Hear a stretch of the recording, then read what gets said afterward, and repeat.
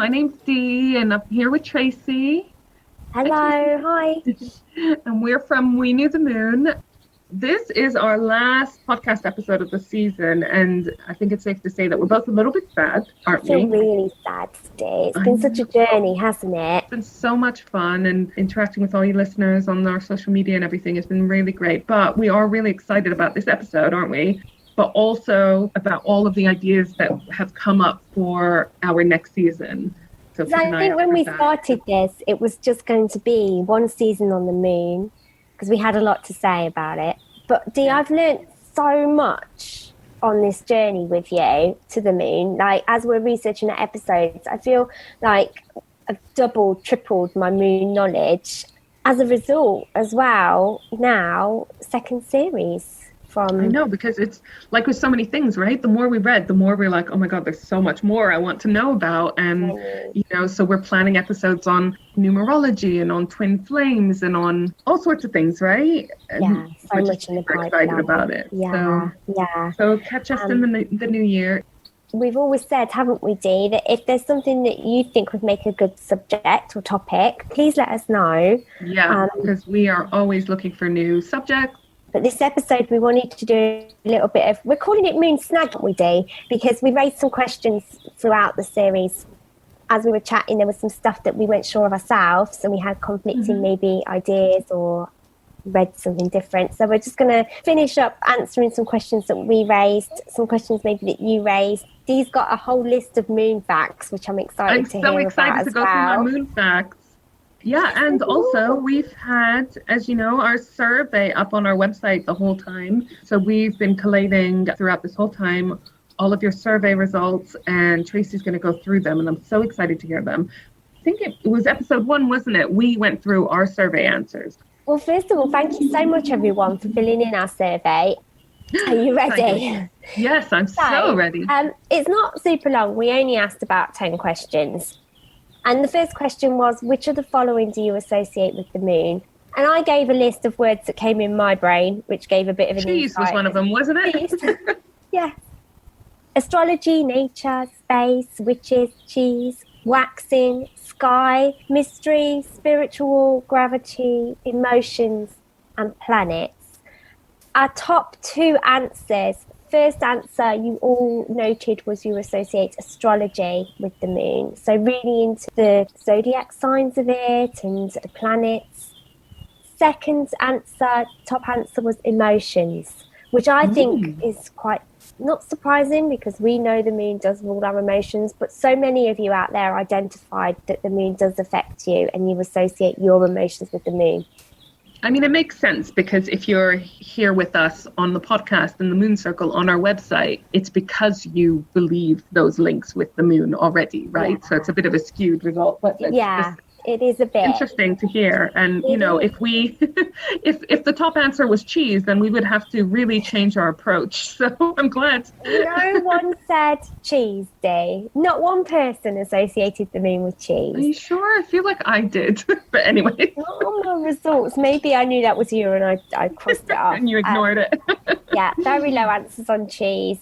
I thought that was, like you say, slightly skewed result, but also very interesting. Second question, do you follow the moon cycle? Either yes, religiously, sometimes I would love to, but I don't know how, or the moon really isn't for me.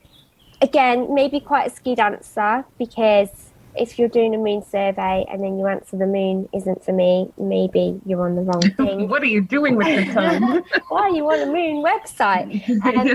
Filling in a survey nonetheless. So top answer was yes, religiously. A lot of you do follow the moon cycle, but very closely followed by yes, I would love to, but I don't know how. Oh, okay, interesting. Yeah, seems slightly like either you really do follow it, but sometimes you don't quite know what's going on with it, or it can seem a little bit complicated, or you don't really know how.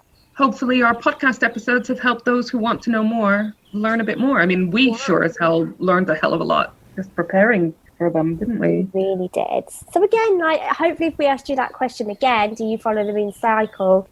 Our listeners would now say yes. and they would know how, because hopefully we've explained a little bit about ideas that you can do to follow it. And again, there's no right and wrong answer there, is there, in terms of what to do to follow the moon?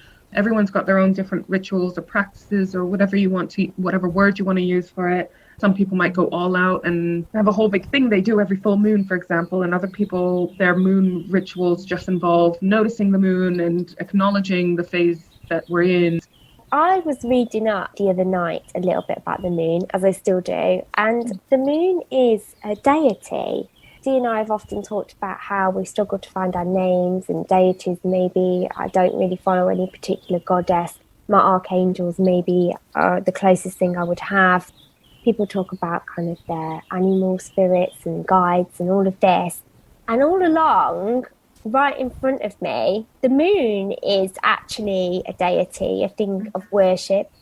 I didn't even see it as that way. You know, I think we talked about this in the first episode when we were going through our answers for the survey. So my name's Diana, spelt Diana. There's the goddess Diana, or Diana, however you pronounce it. It's a Roman goddess, and she's the goddess of the moon. And I have her tattooed across my back. But despite that, I don't really follow deities that much. But yeah, of course, people worship the moon, don't they? I think I just found my deity that was there all along. So maybe time for a moon tattoo day next for me. Yeah. Oh, yay. Yeah, because it's funny because we both have those things tattooed on us, huh? You have your archangel and we have a lot. Yeah, Dee has a lot of tattoos. So third question. Have you ever done the following as part of the moon cycle? And we gave you a list such as moon baths, setting intentions, moon circles, crystal cleansing, meditation, moon gazing, spells and rituals, or none of these things. Can you have a guess at the top answer, Dee? Intentions? Quite high, yeah. That wasn't top 3. It was the third moon top bath? answer.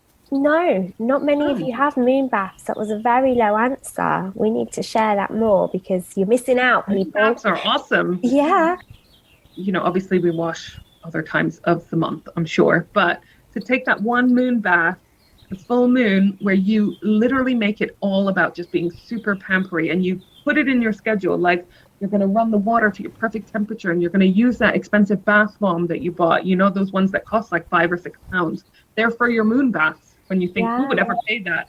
It's because it's a whole experience, and you put on your favorite music or your favorite podcast or whatever, and you just make it all about you. So yeah, take your moon baths. They're amazing. Yeah. So what is the top answer then? Top answer is crystal cleansing and meditation. Joint top answers there. Oh, okay. All right. Yeah. Yeah, a lot of people into their crystals, and no, even people probably who don't use crystals a lot, they seem to know that, and this is from my shop as well, like people know about the kind of cleansing of your crystals and putting them under a full moon. Maybe not so surprising that you do use your moon energy for your crystals. That is really interesting. The other one that I love, though, that I just want to say is collecting moon water. We've talked about it a few times, haven't we? But I always put out, preferably in glass bottles or ceramic, but not sort of plasticky or metal ones. I put bottles of water out in my garden for the full moon, and that's the moon water. And I think I told you that I like to make my first cup of coffee the next day with it. And then the rest of the month, I use it in my oil diffuser. I might water my plants with it. I feel like it's carrying on the full moon energy. I did see on Instagram or something that people suggest putting your crystals out in a jar, like a sealed jar in your garden. So they get cleansed by the moon, but squirrels can't take them. Apparently it's a nationwide problem, Tracey. Is it? Going back to, the moon water day, it's just nice to go outside and see the moon. It makes you go outside and just appreciate it and do that little ritual. And can I just say, one of the nice things about winter time and the days being shorter is that I feel like you get to see the moon more. Because I feel like during the summer, love the summer, don't get me wrong, but I feel like because I go to bed quite early and by the time I wake up, it's already bright, I don't see the moon that much. Whereas in the winter, you see it a lot. That's the bonus of winter, isn't it? You do get to see it. Sometimes even really early, like 5, 6 o'clock. Oh, I know. Sometimes when you look at the full moon times, they're like 3 p.m. and you're like, yeah, it is dark when I'm at work at 3. So we might not have the sunshine as much, but we have the moonshine. Makes it a little bit easier that it's so dark, really, because a lot of people, me included, can struggle from the fact that it's so dark. You know, when you go to work in the dark and you come home and it's already dark and you just feel like, oh, I don't even see the sun until the weekend. One of the things as well, sorry, I'm going really off grid. Turns out I do have more moon facts than I thought I did. Talking about darkness, we talked about the full moon affecting people psychologically. It can have effects on your mood. The word lunatic comes from the moon and the pull of the moon on the body, because we're made up of water and the moon affects water. But there's another theory out there that the reason that humans don't sleep under a full moon is just because it was so bright, Dee, and it caused light to shine through your window. So question 4, which of the following would you like to learn more about? We said the moon cycle and how it affects me, the zodiac signs of the moon, the science of the moon, moon rituals, or nothing. Top answer was, again, a lot of you seem to be focusing on the emotions. It was the moon cycle and how it affects me. That was a real clear running answer there, Dee.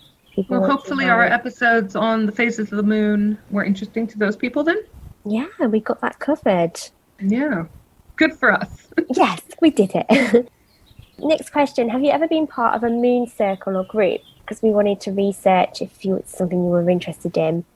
Yes, no, but I'd love to, or no, this isn't for me. Top answer was no, but I'd love to. Perfect answer for us, Heidi, because we're doing our moon circles. So if you haven't checked out our moon circles yet, we make one for each new moon and each full moon, and they're specific to that zodiac sign that the moon is in at that time. They are basically guided meditation with some journaling points. All of you that answered no, but I'd love to be part of one, now you know how and what to do. Hopefully you can visit our website and check out all those circles we've recorded. Next question, really interesting. This is a bit of a research for our shop, I think, Dee. Do you have or do any of the following? Moon books, moon podcasts, moon memorabilia, moon cards, moon apps, or none of these things? A lot of you replied that you don't own anything moon related or have any moon podcasts. The top answer was none of these things. Yeah. Well, hopefully moon podcasts is now ticked for most of these people. Yes, exactly. And it's ours. Yes. In our shop, we have loads of these other things. Well, if you don't own any moon stuff, please tell us why on our social media. We'd love to hear it. If you do own moon stuff, then please share it on our social media, right? We're always looking for moon things to buy. We love a good moon thing. And if there's anything that you would like us to supply in our shop, then let us know, because we will definitely look into that. We want it very much to be led by you guys in terms of what we're providing. So let us know what you want. Yeah, please do. Right, next question. Which of the following is true to you? I follow the moon, or at least part of it. I don't see the benefits of following the moon. Only witches follow the moon. I'm too busy to follow the moon. The moon is too confusing. I'm going to say that maybe some people said that it was too confusing. They did. That was the second top answer. Oh, it feels like we're on Family Fortunes, Dee. I know. Am I winning? Yes, you're doing well. The main answer, which led by quite a lot, was I follow the moon, or at least part of it. So I have a feeling maybe that a lot of you follow full moon and new moon, and maybe it's a ritual that's part of your life. Good to know that you're following it, and there's more that you can add to it. But yeah, second top answer was that the moon is too confusing, which totally understand. Because we're still confused by a lot of things. Pop up. What is a black moon? When is the black moon? Blue moon? People have different names for things. Not exactly. That was what I was going to say. It's not helped by the fact that different people have different names for different things. Yeah. So it can be super confusing. Yeah. But as always, you take on what relates to you and what you like. You don't have to do all of the things or know all the things. I mean, like, if we do an episode later about, tarot, if you're not into tarot, then, that's fine. Yeah. You don't need to incorporate that into your practice or your rituals or whatever you want to do. where the moon is concerned, we do what we want. Yeah, I think it's important to just develop your sense of self, of who you are. And it's very easy to follow what others are doing and aspire maybe to be like others. But essentially, you're your own person. Why not pick and choose the bits that you want to follow in spirituality? So we listed parts of the moon cycle and then asked which you knew about. So obviously, new moon, full moon, waning, waxing, eclipses, dark moon, super moon. We mentioned strawberry moon because we wanted to know if you knew about the names for full moons, the old traditional names that people used to call them. Last quarter moon, moon signs.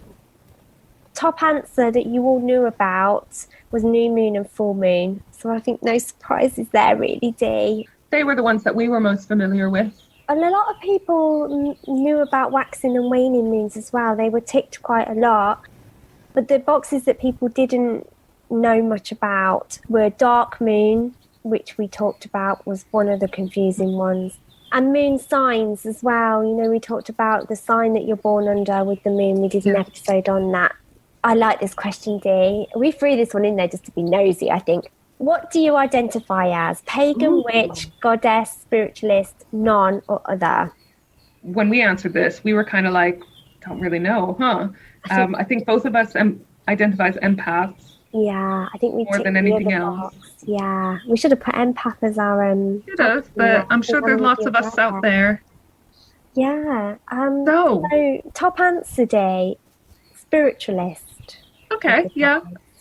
Which is nice, yeah. I can see why a lot of you would identify as that. It covers quite a lot of ground, doesn't it? Secondly, followed by witch. So a lot of we got witches out there. Yeah, we've got witch friends. I'm pretty sure, going back to my grandma and great aunt's time, you know, I've mentioned that they had some sort of gift. And if they'd had the chance to maybe have that question or identify, maybe they would have liked to have gone down that route too, but it just wasn't accepted back then. And this isn't, we're not talking like in the dark ages, we're talking like, 60, 70 years ago? But now we're entering a society where it's great to be identified as a witch. And I think there's still loads of work that needs to be done. There's still people that maybe misunderstand it. It's a nice name to have. So well done all of you that identifies that word, hey? We've got lots of excited about our witchy friends. We love you guys. Can I just talk about my witch spirit as well in my shop? Oh, you have to. You have to. Just because the word witch has popped up quite a lot in these past few days. So and this is such a lovely story. I'm so excited about it. I'm quite excited to have a witch spirit in my shop. I'd like to get to know her better. It's been very hard. Just tell everyone the name of your shop so they can go and check it out as well. Oh, yes, and come and meet my witch spirit too. It's called Miss Pretty London. It's in Twickenham, TW1. I'm online as well. I'm a little bit of a gift shop meets spiritual shop, lots of handmade bits. Only been open a year. For people that have been in, I have only been open a year, but I have so many stories. Maybe I do an episode on the stories to tell you of all the characters I've met. We met in your shop. We met. You see, Dee's one of these characters. My shop definitely has some sort of energy to it. I need to find the history to it. I need to maybe get some answers, but I'm sure they'll come. It's quite a lonely time in my shop at the minute because I'm going to mention the COVID word. I'm sorry, Dee. I'm in a visor and I'm behind a screen and it's lost its life. It's lost its energy. It's lost its former self already. It's like not many people are coming in. When they do, they don't want to speak because they're in masks. It's a really sad time. And the other day, it was autumn, it was raining. It felt really flat. And I had a little cry, Dee, behind my counter. Oh, I didn't know that part. I don't know where it came from. It was just a real sadness of almost like an echo of the energy that was once there. And I just felt sad because I'd lost something. So I lit some sage, as you do, to try and lift things up because I'm a big believer that if I'm in this bad place right now, I'm going to just scare customers off. They're not going to want to come into a sad place. Lit the sage, not a first thing to do in my shop. I do it quite a lot. Put it in its usual spot. I had this really nice chill out music on and I had loads to do. And I just looked up and the smoke was, would you say it was dancing, Dee? It was doing this rhythmic thing, wasn't it? It was dancing to this music. It was forming patterns like I've never seen before, these circles in a really lovely transfixing way. Like I just watched it like I'd watch a dancer or something. Something was playing with this smoke. It felt like something was playing with it. Like when you see like, you know, like the on a screen, the lines dancing to the music, you know, it was like that. It was, you watch a lava lamp and you know how it kind of like it was so cool. But you did some research, didn't you? And you came back with some...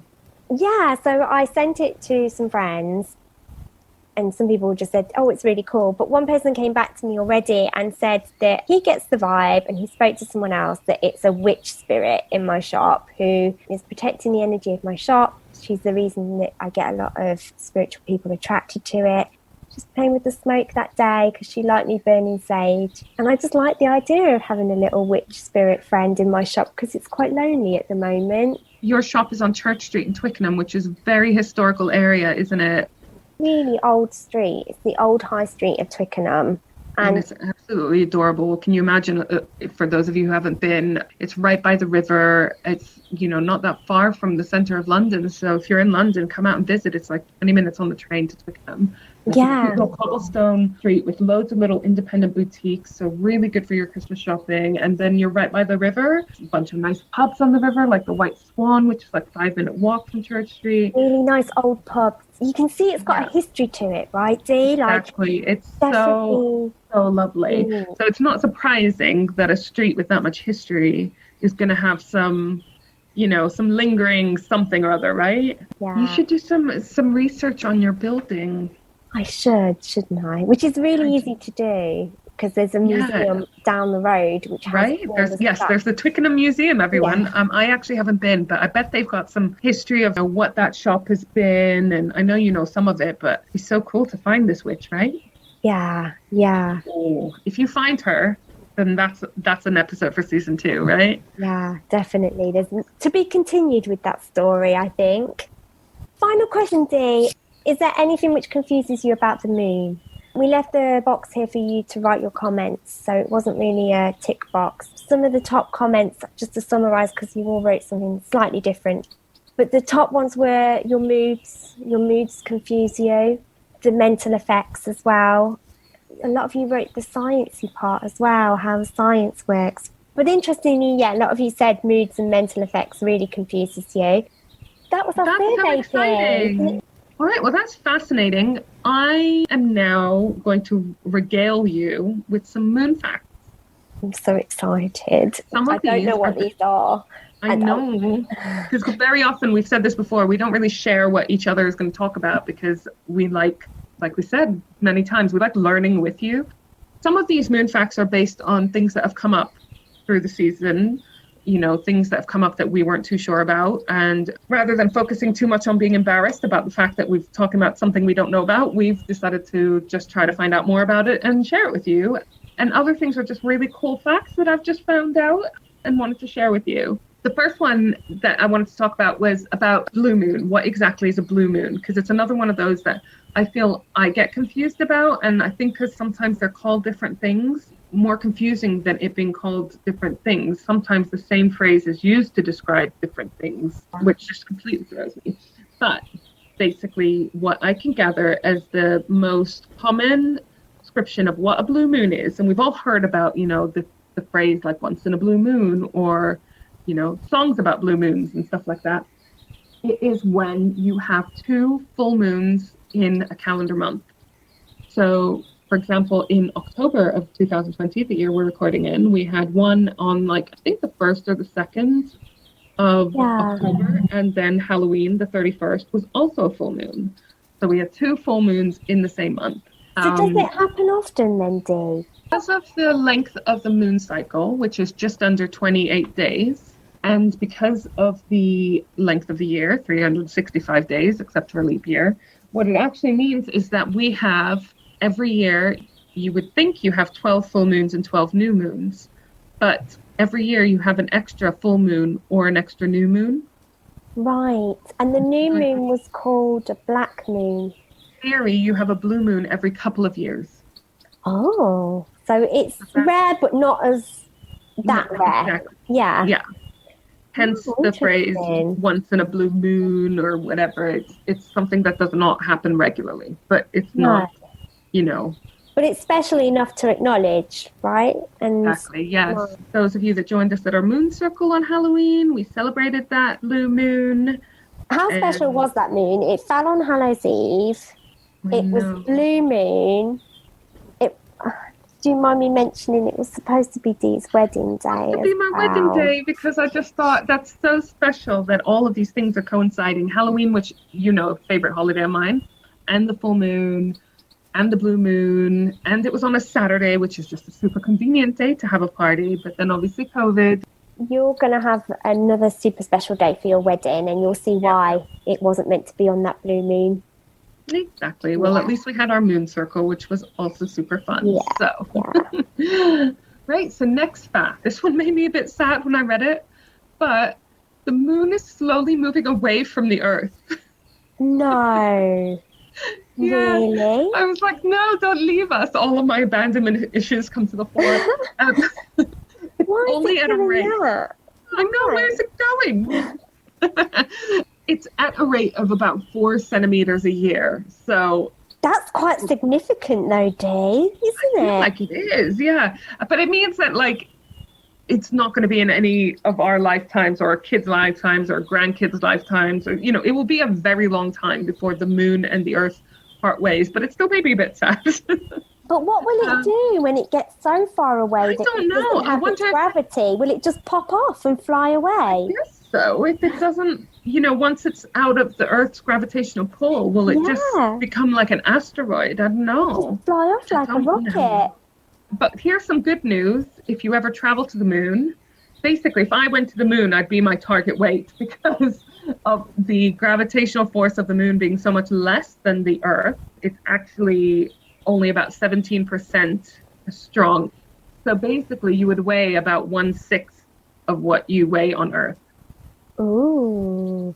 There's the difference between mass, which is basically the size of your existence, and then your weight is how much pressure you're putting on the ground that you're standing on, for example. So you weigh more on Earth where the gravitational pull is stronger than you do on the moon. I do remember that equation, the force over... Yeah, I do vaguely remember.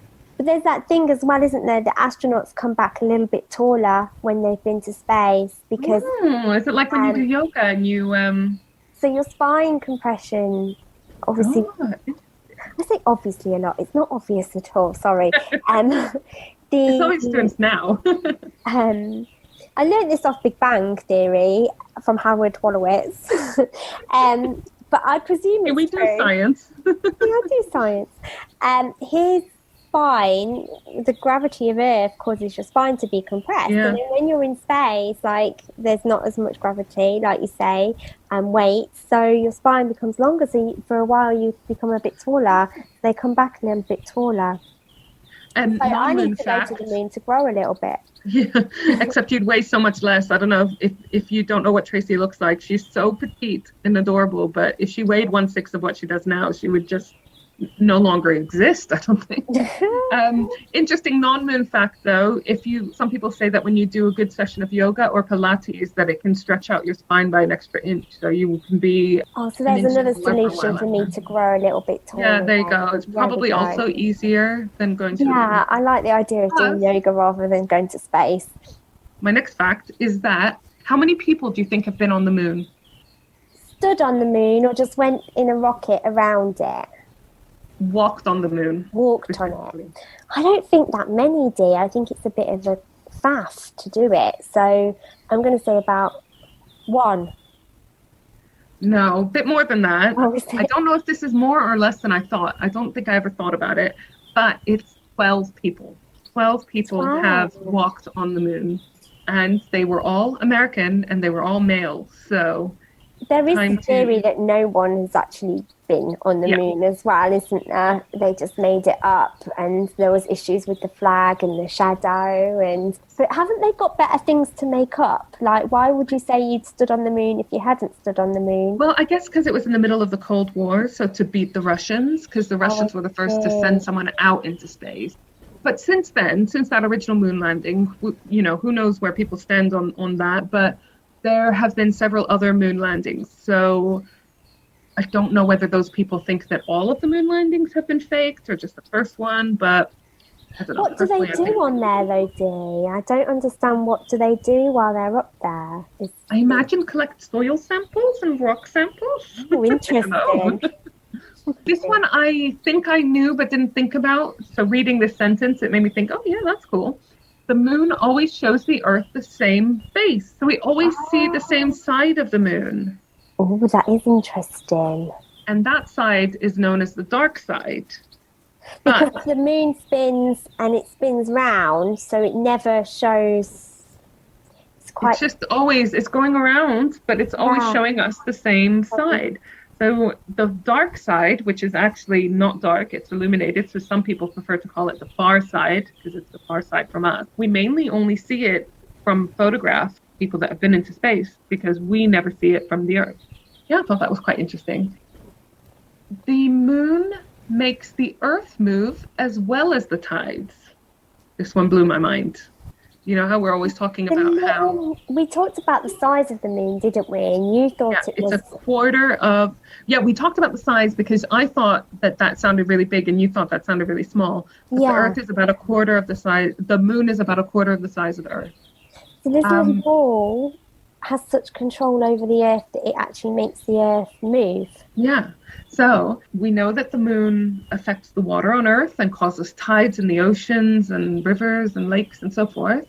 However, the moon orbits the Earth and it also causes a tide of rock to rise and fall in the same way as water. This isn't as dramatic, the amount isn't as much, but the Earth's surface can move several centimeters at a time because of the force of the moon. Earthquakes and volcanoes, is it that kind of tectonic plate effect? I think so, because from what I read, it's minimal. The shifts are minimal. So I doubt they're enough to cause an earthquake or whatever, or at least it would take a huge amount of time for it to have that effect. Yeah. But, when for those people that doubt that the moon and its gravitational pull can have an effect on us humans, it can move Earth, So it's not a surprise, is it? Kind of puts it into context, doesn't it? That don't be surprised if you feel a little bit affected, if your sleep's affected or your mood's affected, if it moves the Earth and it moves the sea and entire ocean, everything else. Yet humans sometimes think maybe that we're more in control than what we are, I guess. Yeah.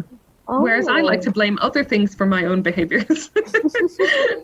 All right. Well, those are my facts. So I think that's us for today. Yeah. Thank you, Dee. Thanks for joining us on our adventure through this season. And we can't wait to start. We're already researching our next seasons. Thank you, Dee, so much for giving me the opportunity, because this was Dee's idea and she's kindly invited me to co-host with her. And it's been an amazing journey. And I really want to say thank you from... Oh, no, don't cry.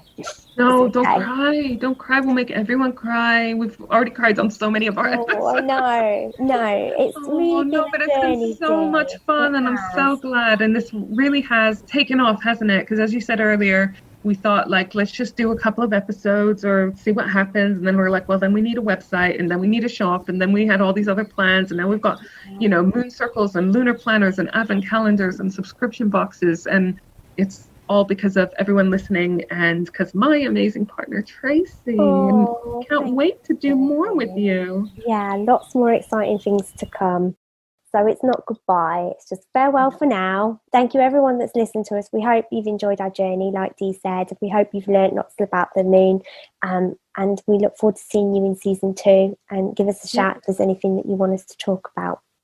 I don't want to say goodbye, Dee. I don't want to do it. You're going to have to do it. You said I don't want to say goodbye as I was like, bye. Bye, I'm off now. See you soon. We covered it. Take care, everyone. Bye. Bye.